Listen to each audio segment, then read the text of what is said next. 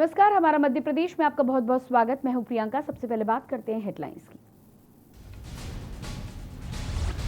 Vaccination पर MP सरकार का फैसला। राज्य में 1 मई से 18 साल से ऊपर के सभी लोगों को लगेगा फ्री टीका।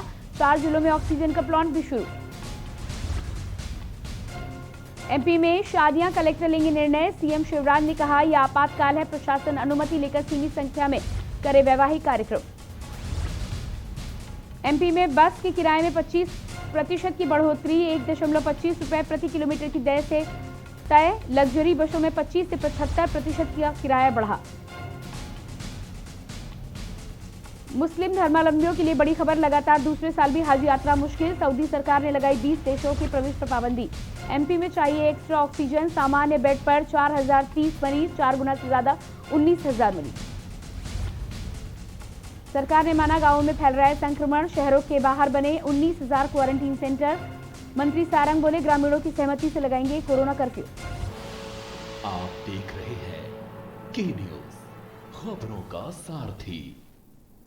और अब बात करते हैं खबरों की। सिंगरौली जिले के वरगावा थाना अंतर्गत हिंडाल्को महान गेट के बरौलिया के सामने तेज रफ्तार ट्रक ने मोटरसाइकिल को जोरदार टक्कर मार दी। दरअसल जुलवार निवासी लल्लू राम यादव अपनी बेटी के साथ सिंगरौली से बरगांव जा रहे थे, जहां तेज रफ्तार ट्रक ने उन्हें जोरदार टक्कर मारी, जिससे दोनों पिता पुत्र की मौके पर ही मौत हो गई।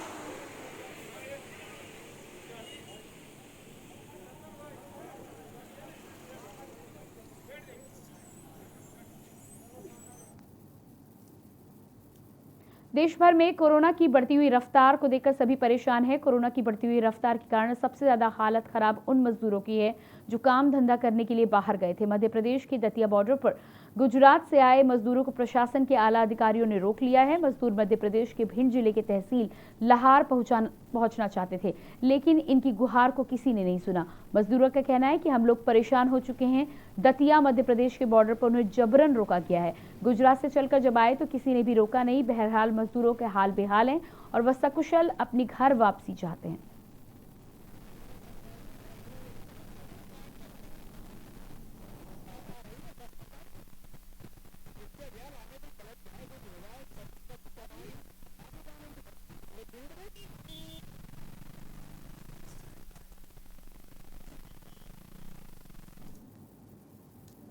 कोरोना महामारी के चलते एक और जहां लॉकडाउन की स्थिति है, तो वहीं गेहूं के उपार्जन केंद्रों पर चल रही गेहूं की खरीदी में भारी अनियमितताएं देखने को मिल रही हैं, जिसके चलते तहसीलदार पीयूष दीक्षित ने नौगांव तहसील अंतर्गत खरीदी केंद्रों का आकस्मिक निरीक्षण किया। निरीक्षण में तहसीलदार को भारी अनियमितताएं देखने को मिली, जिसे लेकर संबंधित केंद्र प्रभारी को सख्त लहजे में निर्देश दिए गए हैं। भविष्य में इस तरह की अनियमितताएं बरतने पर सख्त कार्रवाई की बात भी की गई है।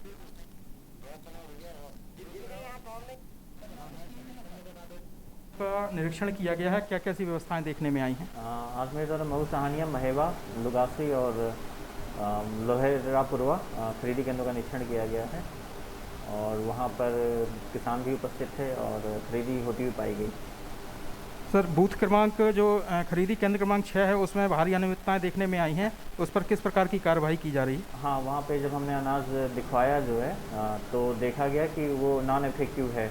उस पर बहुत मात्रा में राई मतलब दूसरा अनाज या फिर छोटे छोटे टुकड़े पाए गए, तो उनको हमने फिर से जो है तुलवाने का वहाँ पे आदेश दिया है। खबर मुरैना से है, जहां कोरोना महामारी के दौर में दवाओं की कालाबाजारी का काम रुकने का नाम नहीं ले रहा। जहां पहले से ही लोगों को कोरोना जैसी महामारी से जूझना पड़ रहा है, वहीं मेडिकल स्टोर मरीजों को ठगने में कोई कोर कसर नहीं छोड़ रहा।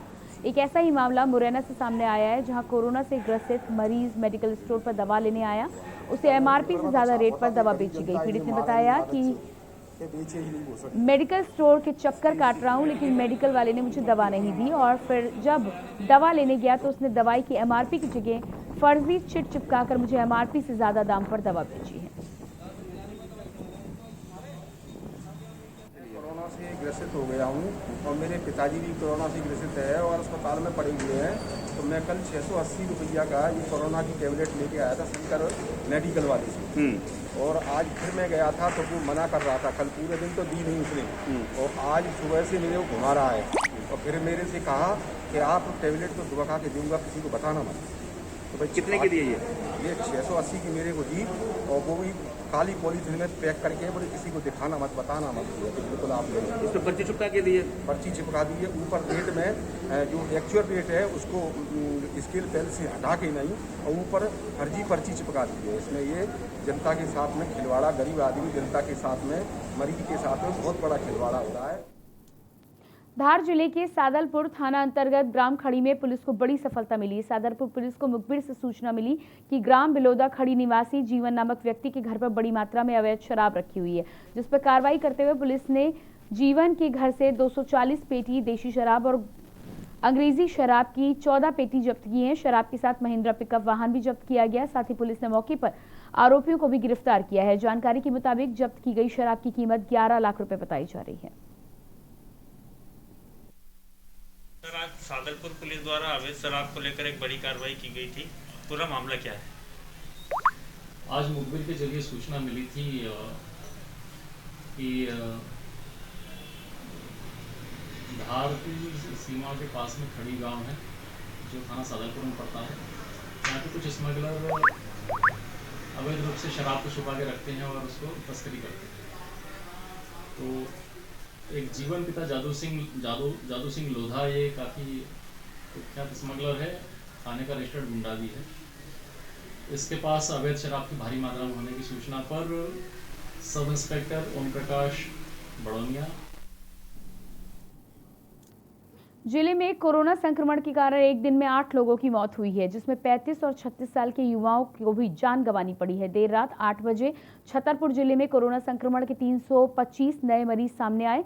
17 अप्रैल को लिए गए 481 जांच सैंपल में 209 की रिपोर्ट पॉजिटिव आई है, तो वहीं अस्पताल के एंटीजन किट से 42 संक्रमित मिले हैं। जिले में अब 1185 एक्टिव केसेस की संख्या हो चुकी है।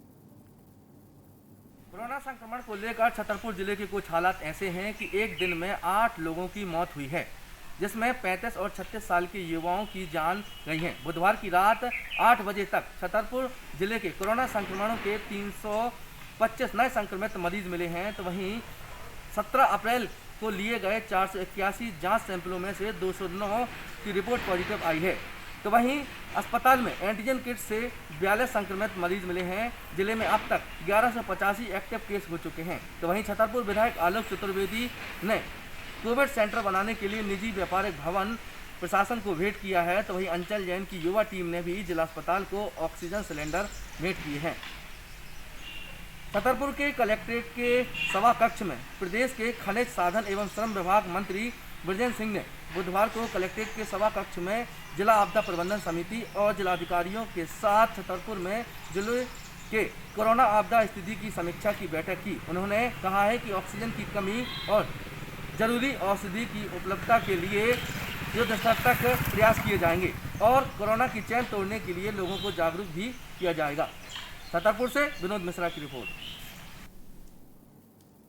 और अगली खबर इंदौर से है। भाजपा के राष्ट्रीय महासचिव कैलाश विजयवर्गीय ने इंदौर में प्रेस कॉन्फ्रेंस की। इस दौरान उन्होंने मीडिया से चर्चा की, चेन तोड़ने के लिए जनता से सहयोग करने की अपील की है। कैलाश विजयवर्गीय ने बताया कि अगले 8 दिनों में 1500 बेड तैयार किए जाएंगे, जिसमें से 100 आईसीयू बेड होंगे। ऑक्सीजन और रेमडेसिविर की उपलब्धता सुनिश्चित की जाएगी। इसके साथ ही उन्होंने ये भी बताया कि 65 मीट्रिक टन ऑक्सीजन की जरूरत पड़ रही है। ये जरूरत 125 मीट्रिक टन तक जाएगी। हम इसकी व्यवस्था कर रहे हैं। 65 टन ऑक्सीजन मेट्रिक टन की आवश्यकता थी, वो बढ़कर अब 100 हो गई है। कि इन सब बातों पे विस्तार से चर्चा हुई। चर्चा होने के बाद एक सबसे बड़ी समस्या ऑक्सीजन से संबंधित थी। हमारी प्रतिदिन की आवश्यकता पहले 65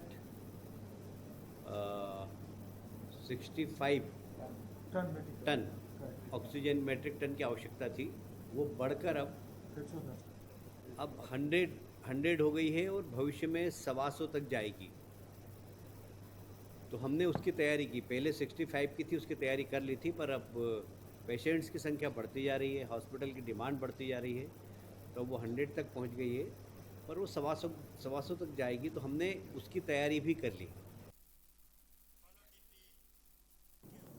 जिले में लगातार कोरोना संक्रमितों की संख्या बढ़ती जा रही है। ऐसे में समाज सेवियों के साथ ही साथ सत्ताधारी नेता भी इस महामारी से लड़ने में अपनी सहभागिता निभा रहे हैं, जिसको लेकर शहडोल भाजपा जिला अध्यक्ष कमल प्रताप सिंह ने मेडिकल कॉलेज शहडोल को 2 वाटर डिस्पेंसर व जिले चिकित्सालय शहडोल को 2 वाटर डिस्पेंसर दिए हैं। इस दौरान जिले के कमल प्रताप सिंह ने बताया कि वाटर डिस्पेंसर में पानी आदि के लिए 1 माह के लिए संगठन की तरफ से व्यवस्था की गई है। इससे कोविड-19 के मरीजों के परिजनों को ठंडा एवं गर्म दोनों ही पानी आसानी से उपलब्ध हो पाएगा।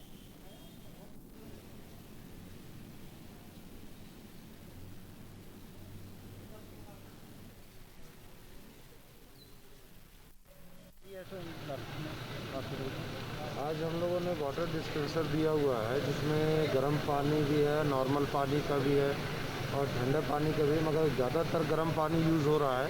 तो अभी 3 मेडिकल कॉलेज को जा रहा है और 1 डिस्ट्रिक्ट हॉस्पिटल को जा रहा है, जिसमें मरीज के वार्ड में लगेगा और ये भारतीय जनता पार्टी की तरफ से है और मरीज अपने से वो गर्म पानी ले सके इसलिए वार्ड में लगा रहे हैं, क्योंकि उनके परिजन उनसे जा नहीं पा रहे हैं। और अगली खबर भोपाल से है, जहां संकट के इस दौर में भारतीय जनता पार्टी के प्रदेश मंत्री राहुल कोठारी ने 40 लोगों की जान बचाने की शुरुआत कर दी है। भाजपा नेता कोठारी ने अपनी सामाजिक संस्था सरोकार के माध्यम से देश के अलग अलग इलाकों से भोपाल के लिए 40 नए ऑक्सीजन कंस्ट्रक्टर की व्यवस्था की है।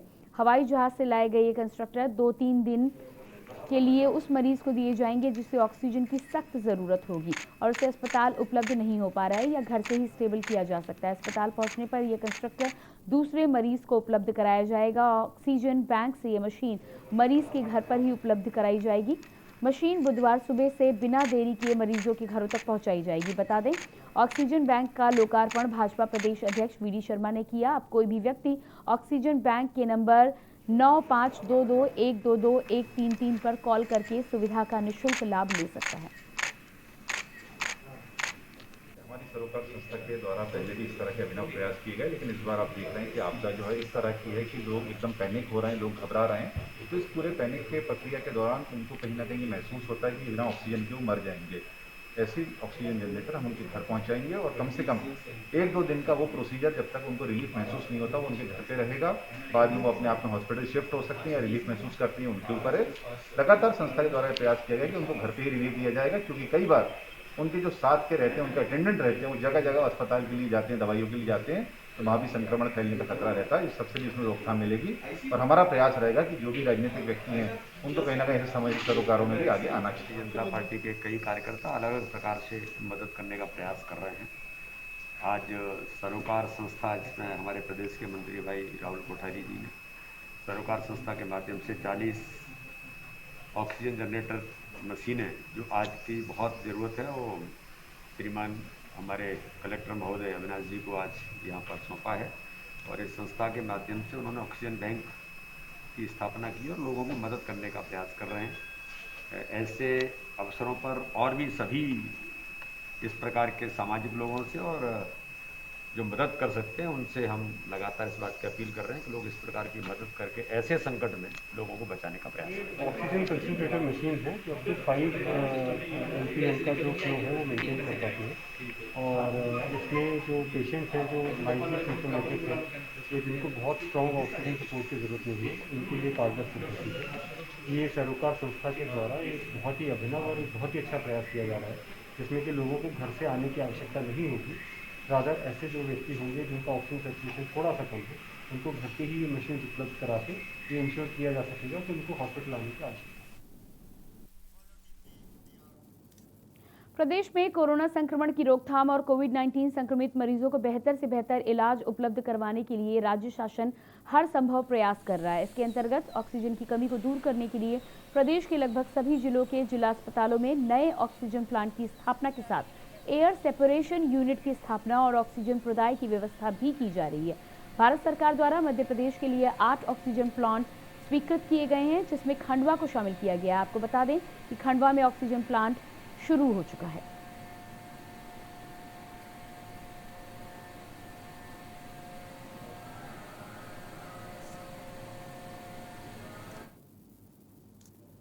बड़वानी जिले के सेंधवा में कोरोना के बढ़ते मामलों के चलते अस्पतालों से बाहर कोविड सेंटरों की महत्ता बढ़ गई है, जहां एसिम्प्टोमेटिक और साधारण लक्षण वाले मरीजों को रखकर उपचार किया जा रहा है। ऐसे ही एक कोविड सेंटर के लिए सेंधवा के रघुवंश पब्लिक स्कूल ने पहल करते हुए अपने परिसर को इंडोर स्पोर्ट्स कॉम्प्लेक्स का बड़ा भवन देने की पहल की है, जिसको लेकर जिला कलेक्टर और एसडीएम कोविड स्थल का निरीक्षण करने पहुंचे। इस दौरान स्कूल संचालक ने मरीजों के लिए ऑक्सीजन और खाने पीने की व्यवस्था करने की भी बात की है, जिसके बाद कलेक्टर ने स्कूल में कोविड सेंटर बनाने की अनुमति देते हुए स्कूल में जल्द कोविड सेंटर बनाने की बात कही है।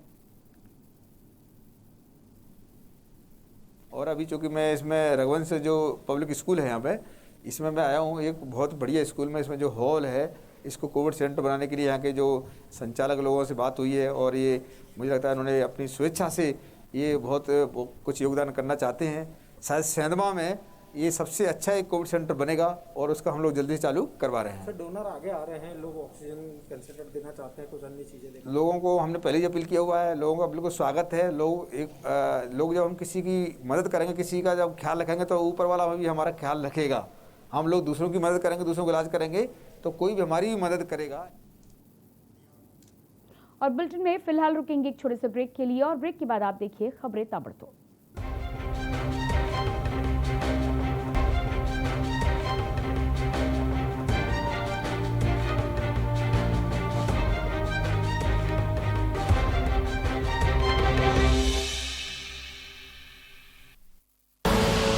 आप देख रहे हैं के न्यूज, खबरों का सारथी। नमस्कार। कोरोना फिर लौट आया है। इस बार युवाओं को ज्यादा खतरा है। दिल्ली में 65% केस 45 वर्ष से कम उम्र के लोगों के हैं। मजबूरी यह है कि युवाओं को घर से बाहर निकलना ही पड़ता है, क्योंकि उन्हें माता पिता और अपने बच्चों का ख्याल रखना है, घर के लिए पैसे का इंतजाम करना है। इस चक्कर में कुछ लापरवाही हो रही है। मैं अपने युवा भाई बहनों को कहना चाहता हूं कि कोरोना को लेकर बिल्कुल लापरवाही ना करें। मामूली लक्षण हो तो जांच जरूर कराएं। दिल्ली सरकार के अस्पतालों में टेस्ट बिल्कुल मुफ्त हो रहे हैं। और हाँ, 45 वर्ष से ज़्यादा उम्र के लोग वैक्सीन जरूर लगवाएं। हमने आपके लिए 24 घंटे सरकारी अस्पताल खोल दिए हैं। युवा अपनी जिम्मेदारी समझें। इस मुश्किल वक्त में उनके परिवार को सबसे ज़्यादा उनकी ज़रूरत है। दूरी बनाएं, हाथ सैनिटाइज करें और मास्क ज़रूर पहनें। पिछले 1 साल में 3 बार हम दिल्ली वालों ने कोरोना को हराया है। इस बार फिर हराएंगे। मैं और पूरी दिल्ली सरकार हर वक्त आपके साथ हैं। कोरोना हारेगा, हम जीतेंगे। जय हिंद। आप देख रहे हैं के न्यूज, खबरों का सारथी। वैश्विक महामारी कोरोना वायरस के संक्रमण की रोकथाम के लिए विधायक द्वारा तरह तरह के प्रयास किए जा रहे हैं। कुछ दवा कुछ दुआ की युक्ति पर चलते हुए बुधवार को रामनवमी के पावन अवसर पर गायत्री परिवार द्वारा स्थानीय गायत्री मंदिर में आयोजित गायत्री महायज्ञ में विधायक जसपाल सिंह जज्जी शामिल हुए और यज्ञ में आहुति दी। इस दौरान युवा नेता प्रवीण तायडे, दिग्विजय रघुवंशी भी यज्ञ में शामिल हुए।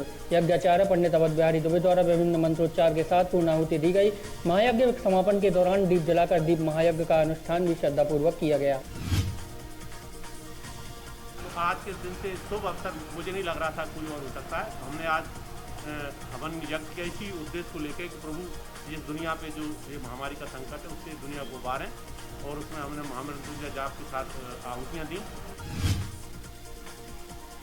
सिरोंज नगर में आंशिक छूट के साथ 26 अप्रैल तक लॉकडाउन लगा हुआ है, लेकिन नगर के बाजारों में मुनाफाखोर समाज के दुश्मन दुकानदार अपनी दुकानों के शटर लगाकर बाहर बैठे रहते हैं और ग्राहकों को मौका देकर दुकान के अंदर कर लेते हैं। ऐसी ही घटना में कुछ दुकानदार ग्राहक को बुलाने को लेकर आपस में मारपीट करते नजर आ रहे हैं, जिसका वीडियो सोशल मीडिया पर वायरल हो रहा है। एक तरफ तो प्रशासन सख्त है, वहीं दूसरी ओर ग्रामीण क्षेत्र से आए लोग व कुछ अन्य लोग बाजारों में घूमते फिरते नजर आ रहे हैं और यह लोग मौका पाकर खरीदारी करते हैं। इन लोगों में कोरोना वायरस का कोई डर नजर नहीं आ रहा है। कोरोना संक्रमण के मामले लगातार बढ़ते जा रहे हैं, लेकिन छतरपुर जिले के नौगांव से सटे हुए ग्रामीण इलाकों में ना ही कोई मास्क लगाए नजर आ रहा है, ना ही कोई सोशल डिस्टेंसिंग का पालन किया जाता है। फिर भी प्रशासन का ग्रामीण इलाकों में कोई ध्यान नहीं दिया जा रहा है। जहां कोरोना जैसी महामारी विकराल रूप लेती जा रही है, वहीं पर ग्रामीण इलाकों में बहुत बड़ी लापरवाही सामने नजर आ रही है। यदि वायरस ग्रामीण इलाकों में पहुंच जाता है तो फिर क्या होगा, इसका जवाबदार कौन होगा। भोपाल के हमीदी अस्पताल से चोरी हुए रेमडेसिविर इंजेक्शन के मामले को लेकर पूर्व मंत्री पीसी शर्मा का बयान सामने आया है। पूर्व मंत्री पीसी शर्मा ने कहा कि मामले में कुछ बड़े अधिकारियों के नाम सामने आ सकते हैं, इसलिए मामले की सीबीआई जांच होनी चाहिए। हमीदी अस्पताल में जांच के बाद कई भ्रष्टाचार के मामले सामने आ सकते हैं। वहीं इंदौर और भोपाल में बढ़ते कोरोना संक्रमण को लेकर पीसी शर्मा ने कहा कि दोनों शहरों में भारतीय सेना के हवाले छोड़ देना चाहिए, तभी स्वास्थ्य व्यवस्था ठीक हो सकेगी।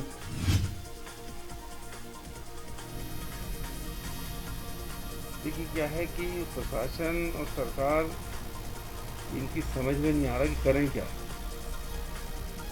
क्योंकि महामारी जिस तरह से फैली और जिस तरह से अस्पतालों में व्यवस्थाएं फेल हो गई हैं, लोगों की जान जा रही, सरकार किंग कर्तव्य विमूढ़ हो गई है, समझ में नहीं आ रहा है क्या करें। इसलिए जो मैं बार बार कहता हूँ कि आदमी को सौंपा जाए। भाजपा के राष्ट्रीय महासचिव कैलाश विजयवर्गीय ने इंदौर में प्रेस कॉन्फ्रेंस की। इस दौरान उन्होंने मीडिया से चर्चा करते हुए कोरोना की चैन तोड़ने के लिए जनता से सहयोग करने की अपील की। कैलाश विजयवर्गीय ने बताया कि अगले 8 दिन में 1500 बेड तैयार किए जाएंगे, जिसमें 100 आईसीयू बेड होंगे। ऑक्सीजन और रेमडेसिविर की उपलब्धता सुनिश्चित की जाएगी। इसी के साथ उन्होंने बताया कि अभी 65 मेट्रिक टन ऑक्सीजन की जरूरत पड़ रही है। ये जरूरत 125 मीट्रिक टन तक पहुंच जाएगी। हम इसकी व्यवस्था कर रहे हैं। वहीं बंगाल चुनाव पर विजयवर्गीय ने कहा कि बंगाल में भाजपा सरकार बनाने जा रही है। राहुल गांधी पर निशाना साधते हुए उन्होंने कहा कि उनका बंगाल में कोई कार्यक्रम ही नहीं था, रैली का झूठी वाहवाही बटोर रहे हैं। देखिए, कल छठे चरण के चुनाव और मुझे लगता है कि कल ही हम कंफर्टेबल मेजोरिटी में आ जाएंगे। कल के मतदान के बाद 7वें 8वें में हमारी सीट 200 तक पहुँची, तो हमारी जो तैयारी है वो बिल्कुल परफेक्ट है और हम 100% सरकार बनाएंगे। मैं आपको बहुत जवाबदारी के साथ कह रहा हूँ कि वहाँ भारतीय जनता पार्टी की सरकार है। कोरोना से संक्रमित होकर यशवंत पाल पिछले साल शहीद हो गए थे। तत्कालीन नीलगंगा थाना प्रभारी रहे यशवंत पाल की शहादत को आज 1 साल पूरा हो गया है। बुधवार को नीलगंगा थाने में उनकी पहली पुण्यतिथि मनाई गई। इस दौरान मौजूदा नीलगंगा थाना प्रभारी रविंद्र यादव सहित अन्य पुलिसकर्मियों ने कोरोना से संक्रमित होकर शहीद हुए तत्कालीन नीलगंगा थाना प्रभारी यशवंत पाल के चित्र पर माल्यार्पण कर उन्हें श्रद्धासुमन अर्पित किए और उन्हें याद किया।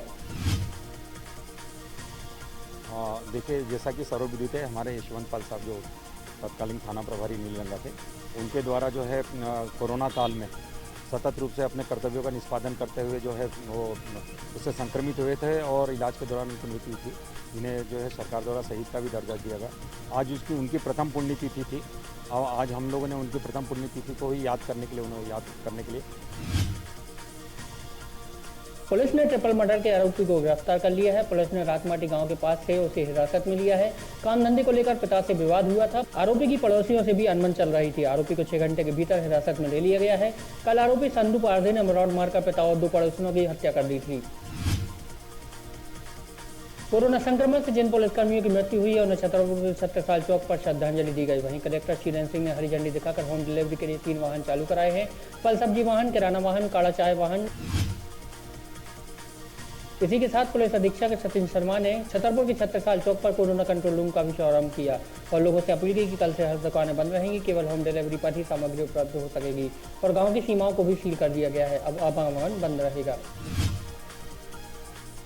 जहाँ पे पॉजिटिविटी रेट ज़्यादा है जिन मोहल्लों में, जो कि आपके सुझाव से या बाकी जो डॉक्टर्स हैं उनके इनपुट से पता लगता है, तो वहाँ की निगरानी हम लोग एक्टिव पेट्रोलिंग, इसका मतलब है लगातार वहाँ पे हम बाइकें चलाएंगे, सुनिश्चित करेंगे कि लोग वहाँ घर से कम निकलें।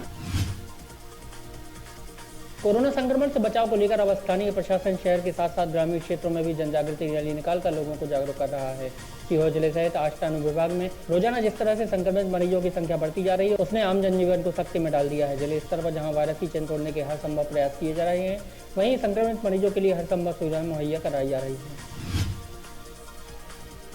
इसलिए मैं आप सब लोगों से गुजारिश करता हूं कि आप ये जो शासन के द्वारा व्यवस्था की गई है, इसका पूरा लाभ उठाएं और आप अपने आप को तथा अपने परिवार को इन्फेक्टेड होने से बचाएं। कलेक्टर आशीष सिंह ने 21 अप्रैल 2021 बुधवार से टोटल लॉकडाउन की घोषणा कर दी है। इसके अलावा विवाह समारोह और अन्य मांगलिक कार्यक्रमों पर रोक लगा दी गई है। क्राइसिस मैनेजमेंट की वर्चुअल बैठक में यह निर्णय लिया गया।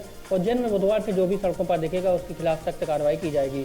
उल्लेखनीय है कि उज्जैन में कोरोना और अन्य बीमारियों से कई लोगों की लगातार मौत हो रही है, जिससे शहर भर में दहशत का माहौल बना हुआ है। उज्जैन कलेक्टर आशीष सिंह ने एक बार फिर जनहित में बड़ा फैसला लिया है। कल से 30 तारीख तक पूरे उज्जैन ज़िले में, न केवल उज्जैन शहर में बल्कि पूरे उज्जैन ज़िले में पूरी तरीके से लॉकडाउन की शुरुआत करी जा रही है। मोहन बड़ौदिया स्वास्थ्य केंद्र के डॉक्टर संदीप ठाकुर ने गुंडागर्दी के चलते स्थानीय पत्रकार गोविंद कुम्भकार को गाली गलौज कर जान से मारने की धमकी दी। डॉक्टर ने पुल पर अश्लील गालियां देते हुए घर से उठाकर जान से मारने की धमकी दी है, जिसको लेकर मोहन बड़ौदिया स्थानीय प्रेस क्लब के सदस्यों के साथ पीड़ित पत्रकार गोविंद कुम्भकार थाना पहुंचे और थाना प्रभारी के पास शिकायत में कहा गया कि आरोपी डॉक्टर के खिलाफ सख्त कार्रवाई की जाए, नहीं तो प्रेस क्लब उग्र आंदोलन करेगा। मोहन बड़ौदिया सामुदायिक स्वास्थ्य केंद्र पर पदस्थ डॉक्टर संदीप ठाकुर का मेरे पास सुबह 9:11 पर लगभग फ़ोन आया और बताया गया उनके द्वारा कि तुम बहुत ज़्यादा डेढ़ लगा रहे हो, बहुत ज़्यादा पत्रकारिता आ रही है, तुम्हें घर से उठा लूँगा और तुम्हें जान से मार दूंगा। दमोह जिले से ऑक्सीजन सिलेंडर की लूट का वीडियो सामने आया है, जिसमें साफ तौर पर देखा जा सकता है कि ऑक्सीजन सिलेंडर को लूटने के लिए लोगों की होड़ लगी हुई है। अब इसमें कोई करे भी तो क्या करे। शासन प्रशासन तो दमोह में चुनाव कराने में व्यस्त है, फिर चुनाव के दौरान यदि जान जाती हो तो जाए, किसी को ऑक्सीजन दबाव की कमी आती है तो आए, पहले चुनाव कराए जाएंगे, बाद में कोरोना महामारी से निपटा जाएगा। जहाँ एक और मुख्यमंत्री शिवराज सिंह चौहान कोरोना से जंग जीतने की बात करते हैं, वहीं दूसरी तरफ चुनाव में व्यस्त उनका महकमा स्वास्थ्य व्यवस्थाओं से कोसों दूर नजर आता है। ऑक्सीजन सिलेंडर की लूट करते ये लोग बेबसी और लाचारी में ऐसा करने को मजबूर हैं, क्योंकि उनका कोई अपना अस्पताल में कोरोना से जिंदगी और मौत की जंग लड़ रहा है। अगर शासन प्रशासन ने चुनाव से ऊपर स्वास्थ्य व्यवस्थाओं को रखा होता तो शायद आज हम ये तस्वीरें न देख रहे होते। दतिया जिले में कोरोना संक्रमण के चलते प्रशासन ने किसी भी आयोजन शादी समारोह पर रोक लगाई है, जिसको लेकर कई लोग शादी कराने की अनुमति लेने के लिए कलेक्ट्रेट पहुंच गए और हाथ में शादी का कार्ड लेकर शादी के लिए अनुमति की मांग करने लगे। दरअसल शादी कराने की मांग कर रहे लोगों का कहना है कि हम 5 से 10 लोगों में शादी करा लेंगे, बस हमें शादी करने की अनुमति मिल जाए। वही इस मामले में जिला कलेक्टर ने अनुमति देने से साफ मना कर दिया है। कलेक्टर का कहना है कि कोरोना की रोकथाम के लिए किसी भी तरह के सामाजिक और पारिवारिक आयोजन की अनुमति नहीं दी जाएगी और जो लोग इसका उल्लंघन करेंगे उन पर सख्त कार्रवाई की जाएगी।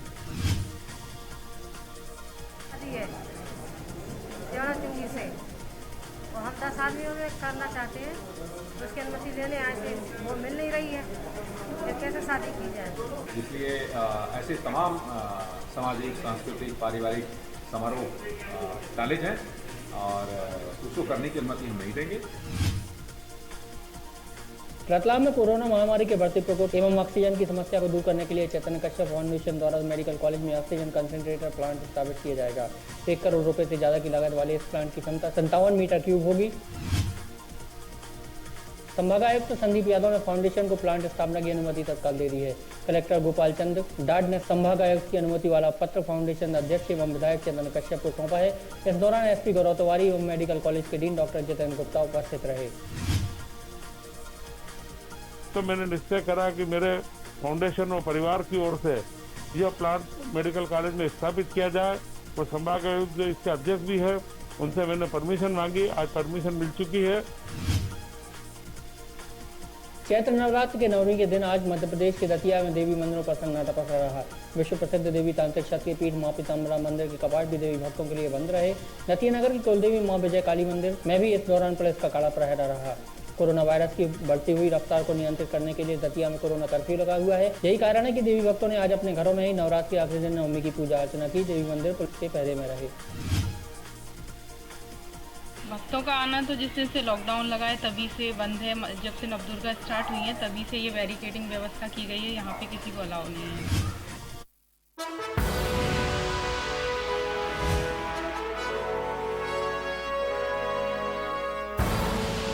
आप देख रहे हैं के न्यूज, खबरों का सारथी। नमस्कार। कोरोना फिर लौट आया है। इस बार